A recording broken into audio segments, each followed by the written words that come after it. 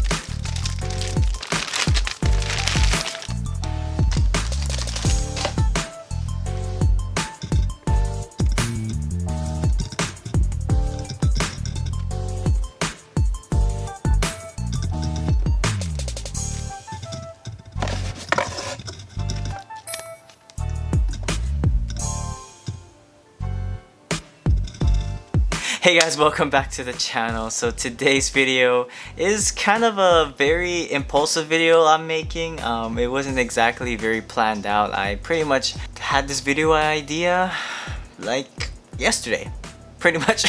This video is very unplanned, so if it's dropped in quality, you'll know why. So on Thursday I was just scrolling through YouTube, you know, just going through my subscriptions, and you always see that one video on your recommended, and it was talking about a Polaroid camera, and it was like this really cool thumbnail with a guy. He had the camera like this, and he was like taking a picture like this. So it was a really intriguing thumbnail. So I watched the video and I really was inspired, and it just went down this big rabbit hole, and I was just searching up all about this camera, and pretty much I bought it about 2 or 3 hours later, and I do not regret it. I do not regret buying this. This is the Polaroid One Step 2. So this is their new line of Polaroid cameras, instant cameras.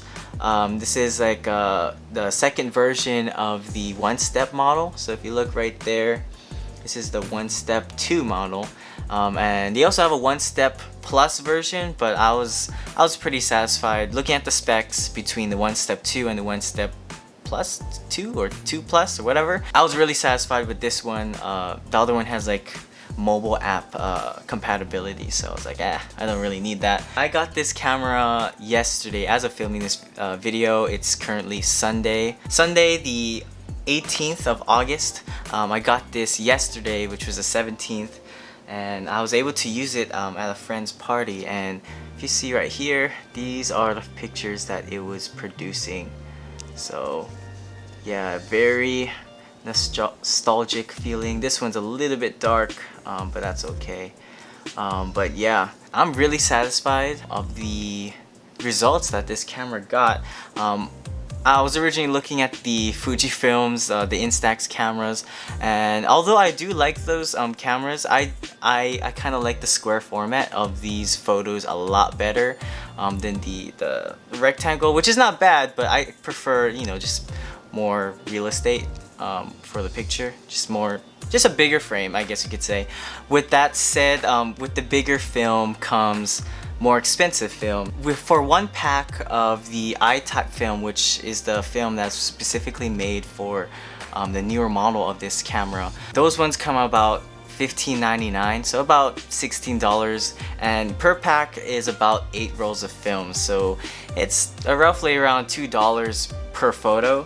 Right here is $8 worth of film, which is kind of pricey. That's one of the reasons why I kind of didn't want to get it and was going towards the Fujifilm, but I just thought like, hey, if I can just capture just a little bit more space in these frames, then every dollar will, be worth it. So just a little quick reason why I bought it. Of course, I was scrolling through YouTube, but as of this year, I just feel like I kind of lost track of time. It's already August. It's almost the end of the year. It's almost gonna be Christmas. It's gonna be my birthday next month. We have a whole bunch of holidays coming up. And I just, you know, just thought to myself one day, like, where did all the time go? You know, like I feel like I not necessarily wasted the year, but I feel like I just don't remember a lot of what happened this year. And not saying that this camera will allow me to remember more, but being able to physically touch a photo and snap a picture in the moment with these, it's just, I don't know, it just has a very nostalgic feeling. Even though I wasn't around, or you know, I wasn't old enough to be snapping photos with these, it just has a certain feel. It's something that you don't get out of a digital camera, and just having it on film is just a totally different feeling. So yeah, that's pretty much a short summary of why I got this. But yeah, so I got to use it a little bit yesterday for my friend's birthday party, and yeah, those are the pictures it produced. It's actually really easy and pretty intuitive to use this. You pretty much turn it on, the on switch right here, and you can tell it's on because it has lights indicating how many shots you have left. Since it's only 8 rolls of film per pack, I have about 4 left inside here. So yeah, it's pretty simple to use. That's how you, this is the shutter release, take the pictures. There's this I guess flash override. So if you don't want flash, you hold it down.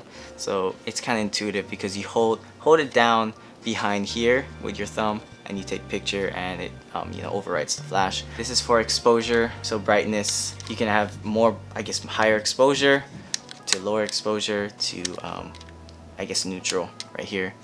The flash is right here.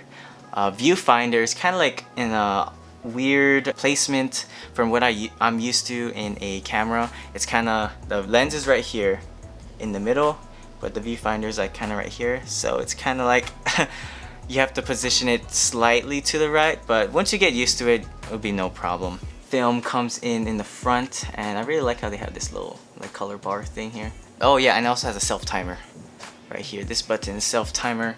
But yeah, that's pretty much everything with the Polaroid camera. I'm definitely gonna be using this in Japan to take some of those really nostalgic pictures next to like famous Japanese monuments, and I'm really excited to be using it. So this is kind of like my unboxing slash mini review. I've only had this for less than 24 hours at the point of recording this. Actually, I'm really happy with the results here. I'll probably have like scans of these so you guys can actually see it.